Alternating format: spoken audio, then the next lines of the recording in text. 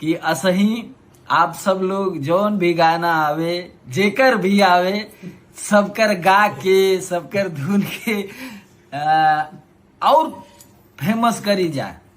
देखा ई गाना के आप लोग इतना प्यार देला, गावे शुरू कैला आप लोग, गावत बाड़ा लोग, तो ई गाना दिन पर दिन बढ़ते जात बा। अब जी भीम भाई लोग, इस वीडियो में आज बात करते हैं चमरान स्टार विकास राव समर सिंह के बारे में। जी हाँ, तो चमरान स्टार विकास राव को कुछ समर सिंह लाइव आकर क्या बोले। जी हाँ, तो समर सिंह कुछ अपने ही से बोले, इस गाने के विकास राव प्रमोशन कर दिए हैं। जी हाँ दोस्तों, आप सब वीडियो के माध्यम से देखे होंगे। जी हाँ दोस्तों, आप सब वीडियो को ज़्यादा से ज़्यादा शेयर करना का है कि इस चमरान स्टार विकास राव के काफ़ी सॉन्ग मस्त है दोस्तों। पहले एक सॉन्ग सुन लीजिए।